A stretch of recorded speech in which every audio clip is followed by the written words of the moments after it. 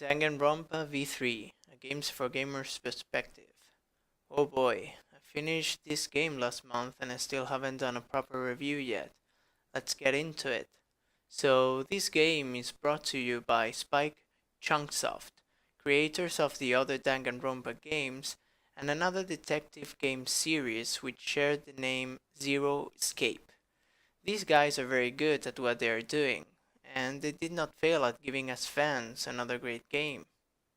For those who don't know what Danganronpa games are about, let me give you some context. They are adventure games, but they are very based on both the story and the minigames adventure games have. Solving puzzles is not a huge deal in these games, yet getting clues, paying attention to the story, and making your detective skills work are. The most similar example I could give you for you to compare this game to another game are the Ace Attorney games. You know, Phoenix Wright, Objection, all that. In these games, you're put in a solve the mystery or die situation, and the mystery tends to be a murder.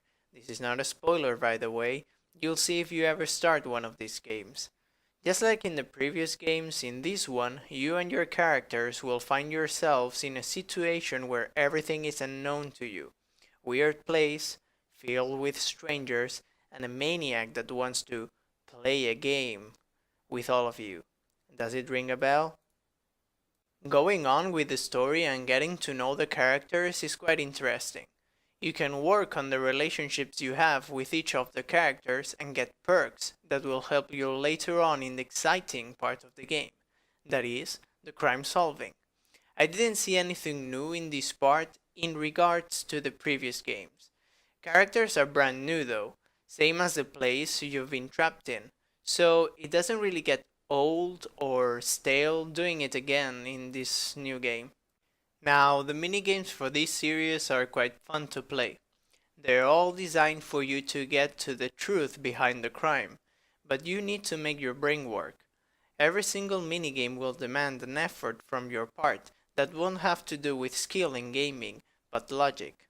There are new additions in this game that make the minigames more exciting. You might think at first it's getting too confusing and unnecessarily hard, but you'll see that it is not that bad. All the good things from previous games are there. They are just adding more stuff for you to have fun. For example, when debating, you will get now 3 people talking at the same time, while you didn't in the previous games, and you will have to focus your attention on the person who is more likely, according to your opinion, to make a flawed statement. Sadly, there isn't much more for me to comment on. They've brought a new game, with more content, and better than before. Same thing, but improved. In case you're new to the series, I would certainly recommend it if you're into detective related stuff, be it novels, movies, games, whatever. You might like the whole story Danganronpa has behind, even if you don't like anime. The writers for these games are brilliant when talking about mysteries and plot twisting. If you have a taste for philosophy or even psychology, this story might even appeal to you. I will sound like a dick now, but this game is what story-based games should be like, not just walking simulators where you are nothing but a spectator. In here, you get an amazing story, you get involved in it, and you get the reward of keep watching, just if you are good at the game. No excuse allowed. To finish, of course, just to say the obvious, if you like the previous games, this is a must, as you know the story will bring you both hope and despair.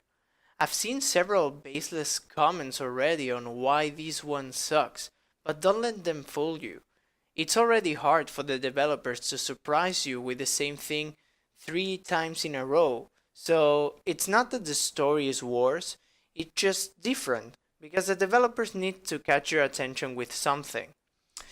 That is all for now, and bye, come on!